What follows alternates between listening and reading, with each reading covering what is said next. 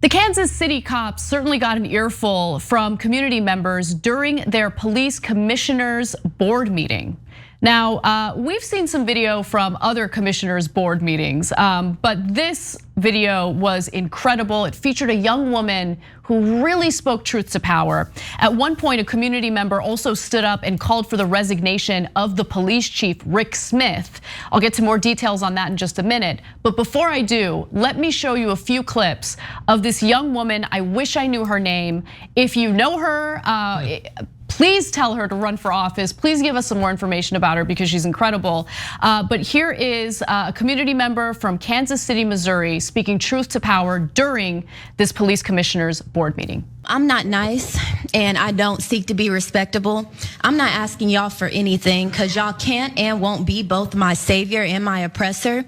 I don't want reform. I want to turn this building into luxury, low-cost housing. These will make some really nice apartments to me. Firstly, stop using black children as photo opportunities because they're cute now, but in 10 years, they're black male suspect in red shirts and khaki shorts. Eating cookies and drinking milk with children does not absolve you of your complicity in their oppression and denigration, Rick Smith. Because Kansas City will spend more on police than education and then try to encourage children to feast with their oppressors. Y'all are really weird. It's asinine to be called radical or homegrown terrorists for not wanting government employees to kill citizens in any instance. So I'm not here begging anything of soulless white folks and self-preserving black folks. You get one life and you all in this room have chosen profits over people, and that's pathetic. Oh, it gave me chills, She's absolutely incredible. And she names names. John, we have a video where she names names, but before I get to that, do you wanna comment? Yeah, really fast. I had seen the beginning of it and really liked it. I encourage not only, like you said, like if you know her, tell her to run for office, which she's probably gonna end up doing, but also come on our show first, that'd be great. We'd love to talk to you about this. My favorite line is probably a lot of people's favorite lines. Y'all are really weird. Yeah, that was very good. Okay, so Michael Brooks used to say this all the time, and it's the most accurate comment on communication. Keep it simple. Keep it simple. Communication that everyone understands. And what she did there, like she spoke obviously from the heart, but she put things, she was clear. She kept it simple, and a statement like that, it speaks to people. Like it spoke to me. Y'all are weird. Because it is weird. They exploit, young black children for their PR stunts. What she said in that video was just so accurate about how, they're cute black children that you can exploit for your PR stunts now. Yeah. But how are they treated once they're adults? And to be sure, Kansas City police have had quite a few instances of police brutality in the last year alone. I'll highlight one of the more recent examples for you guys in just a minute, but before I do that, we gotta watch more. So let's take a look at the next video where she does name names. Nathan, the gentleman in the vomit-colored men's warehouse suit in desperate need of Bosley and a haircut, a former FBI agent who exudes white privilege and is the epitome of mediocrity, and who loves Trump so much that he hired his former attorney general at his firm.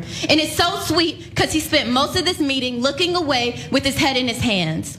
Or Pastor Mark of Victorious Life Church on 34th and Paseo, where the mission is to provide a place and opportunity to worship Jesus Christ and preach a message of hope and faith through God's holy word in the building. Meanwhile, he's subjecting black people to terrorism and un-Christ-like behavior at the hands of KCPD outside the building. And Kathy, Miss I'll get here before the other commission members, so I look as if I have empathy, and I'm excited to hear what they have to say. Meanwhile, I didn't have anything else to do at 8 o'clock in the morning but be rich and white and retired, so I'm here early. Damn. Oh, I love it so much. Damn. I love it so much. Fires me up. I wanna watch her video every morning. I feel like I need it, Okay, one more video from her statement, and then I'll talk about what's been going on with Kansas City police. Thank you. Had I not spent the entirety of the last 6 months dragging you, I would have more to say, but I don't. And Rick, I won't even begin with you because I don't care enough about you. Ma'am, your time is up. To start, but you will have to spend overtime in a chapel at the end of your life. You have blood on your hands, and while these idiots hold you on a pedestal, God does not honor injustice and murder. Anyways, I'll leave you soulless, profit-driven, avaricious, greedy, God-forsaken humans, including anyone who works in this building, with one Bible verse from the Bible, detailing the life of Jesus Christ, who was another unarmed black man murdered by authorities in the book you hellbound people claim to love so much. What does it profit a man to gain the whole world and forfeit his soul? You're really funny.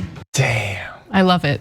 I love it. That's great. And what she communicated there so well was that police have become part of a system of protecting the inequality that we see every single day, right? And so in the case of Breonna Taylor, it's not talked about enough that there's an issue involving gentrification. The reason why the cops in Louisville, Kentucky were so obsessed in doing these raids in that area was because they were trying to clean that area, in their eyes, clean that area out because it's being gentrified. They gotta get it ready for people who are ready and willing to spend who knows how much money on the luxury condos or apartments that are about to be built or have been built. It's what we've seen in so many major cities across the country. What we're seeing is brutality toward people who have lived in these communities for their entire lives, for generations, and they get pushed out thanks to so-called opportunity zone projects that Donald Trump helped fund, which end up being nothing more than giant tax shelters for real estate developers and more of Donald Trump's goons and friends. But I give you that broader picture because what she's articulating there is so real and it's felt by so many people. And what gets utilized over and over again to push people out of their communities is this heavy policing, is this excessive force and brutality. That is what happened to Breonna Taylor. That's what's happening to black people across the country, minorities across the country who are again being pushed out to make room for, I want to say wealthy people, but honestly, there's a lot of foreign investment flowing into those real estate developments as well. Because people got to launder their money. So why not kill our own and use police to kill our own to make enough room for foreign money to be laundered in real estate across the nation? It's disgusting. Yeah, it was awesome. Thrilled obviously to see more people engaging at every level of government like this, and also not buying the BS coming out of the police stations, because after all of this, after 8 months of protests and everything, there have been some instances where states or cities have made some sort of meaningful, tiny reforms to their police. But fundamentally, the situation hasn't changed that much. And the same police department that has a tweet go viral of them throwing a football with some kids or something could be making national news for gunning down an unarmed black man, because fundamentally nothing has changed about their training. Nothing has changed about their fear that the consequences of their actions could result in them losing their job or going to jail. Those fundamental things are still effectively the same. People are different, like we view the cops a little bit differently. We view the need for police reform differently. But if you were a cop in January of this year, or if you're a cop right now, I don't think that you fundamentally think about the use of force all that differently, and you won't until we actually change it. We change the training, we make sure that people who commit these sorts of murders go to jail for it the same as they would if they were any other individual. And in far too few parts of the country have those sorts of changes actually been instituted. Yeah, so Benjamin Crump actually has revealed the name of the young woman that we showed you videos of. Her name is Keiajah Brooks, and if you know her or if she ends up watching this video some way, somehow, first of all, so much love to you. That was incredible. Please run for office, and thirdly, we'd love to give you a platform to share more. So Keiajah Brooks, if you're watching this, come on the Young Turks, come on Damage Report. We would love to give you a platform and hear more about your story. You are incredible. incredible. Now, to her point though, police brutality in Kansas City has been a huge problem, especially toward the Black community there. In fact, just recently on September 30th, there was a pregnant Black woman who was met with excessive force because the Kansas City police wanted to clear the area and they saw her as an obstacle to that. And we're gonna show you video, it's B-roll. It's difficult to watch, especially knowing that she's a pregnant woman, but they throw her onto the ground, drag her. And the cops also appear to completely lie about this incident, knowing full well they were being recorded.